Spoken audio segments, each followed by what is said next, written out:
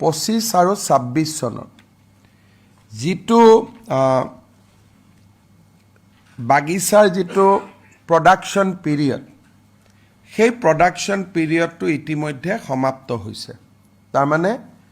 now we have solid figure on the performance of Assam tea industry during last year আপোনালোকে জানি খুব ভাল পাব যে অসমত পৰা এইবাৰ টি এক্সপোৰ্ট বাহিৰলৈকে ৰপ্তানি 40 মিলিয়ন কেজি বাঢ়িছে 40 মিলিয়ন কেজি মানে কিমান আপোনালোকে জানিব যে 10 লাখ কেজিত 1 মিলিয়ন 10 লাখ কেজিত যদি 1 মিলিয়ন হয় তাৰমানে 40 মিলিয়ন কেজিত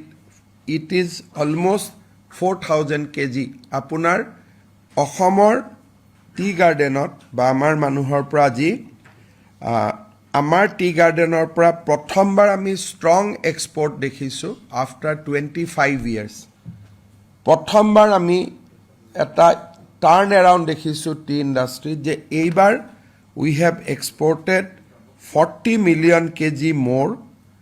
আৰু সাউথ ইণ্ডিয়াত ডাউন হৈছে বাই 10 মিলিয়ন কেজি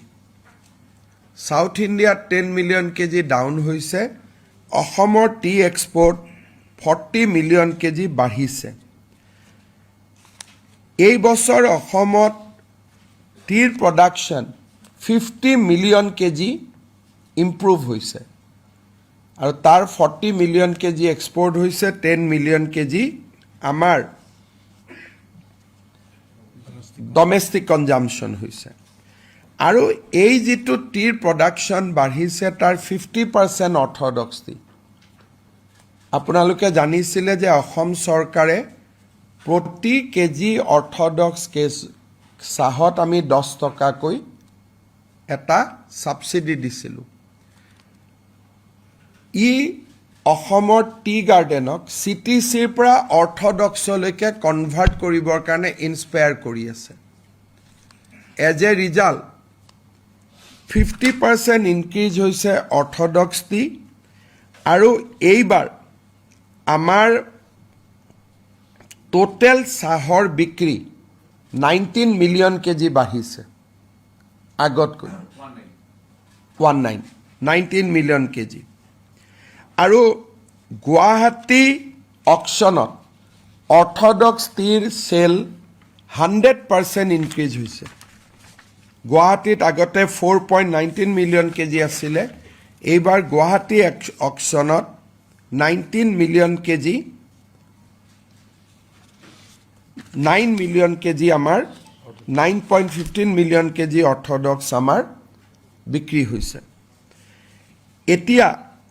আমাৰ যিখিনি ভাৰত চৰকাৰে ফ্ৰী ট্ৰেড এগ্ৰিমেণ্ট কৰিছে উইথ ইউৰোপিয়ান ইউনিয়ন আৰু উইথ ইউনাইটেড কিংডম আৰু যিটো আমাৰ ইউএছএৰ লগত টেৰিফ বেনিফিট এতিয়া আমাৰ নিউ এগ্ৰিমেণ্ট মতে পাম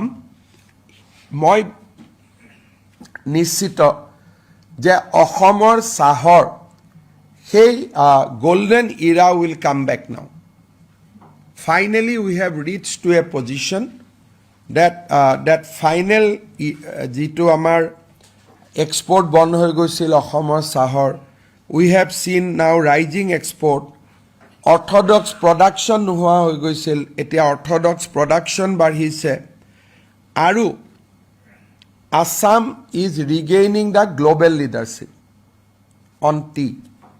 indication ei bochor indication dekha goise যোৱাকালি মই অসমৰ টি এছ'চিয়েশ্যন সকলৰ লগত বহিছিলোঁ and we have decided to increase per KG orthodox subsidy from ₹10 to ₹15 so that next year we see a more export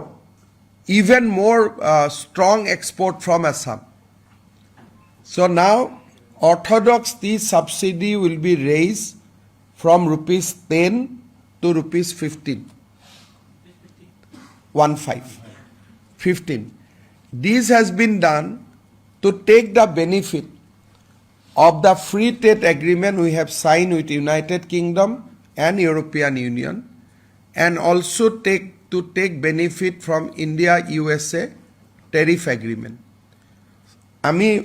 আমাৰ যিটো লক্ষ্য যে ইণ্ডিয়ান টিক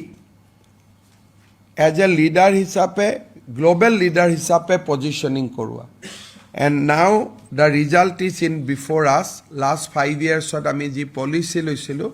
নাও it is there on the table but this is just a beginning এই বছৰ যিটো হৈছে it is a small beginning if tea garden workers management employee everyone dedicates যে আমি ইণ্ডাষ্ট্ৰিটোক ভাল কৰিম this is the time where they can take complete benefit. কালি মই T ইণ্ডাষ্ট্ৰিকো কৈছোঁ যে 5 বছৰ হৈ গ'ল যোৱা 5 বছৰত আপোনালোকে মোৰ ৰিকুৱেষ্টত দুবাৰকৈ টি গাৰ্ডেন ৱৰ্কাৰৰ দৰমহা বঢ়াইছে আৰু এটা আপোনালোকে আমাৰ শ্ৰমিকক বিকজ এভৰি ইম্প্ৰুভমেণ্ট মালিকৰ ঘৰত থাকিলে নহ'ব ই ট্ৰান্সফাৰ হ'ব লাগিব শ্ৰমিকলৈকে কালি মই টি ইণ্ডাষ্ট্ৰিক ৰিকুৱেষ্ট কৰিছোঁ যে আপোনালোকক মই আকৌ ফেব্ৰুৱাৰী এণ্ডত লগ পাম you should give the benefit to the tea workers যে শ্ৰমিকৰ দৰমহা বৃদ্ধিৰে যিখিনি বেনিফিট সৰু বেনিফিট হৈছে বহুত ডাঙৰ হোৱা নাই বিকজ 30 মিলিয়ন কেজি মানে এনেকুৱা নহয় যে everything has change just a beginning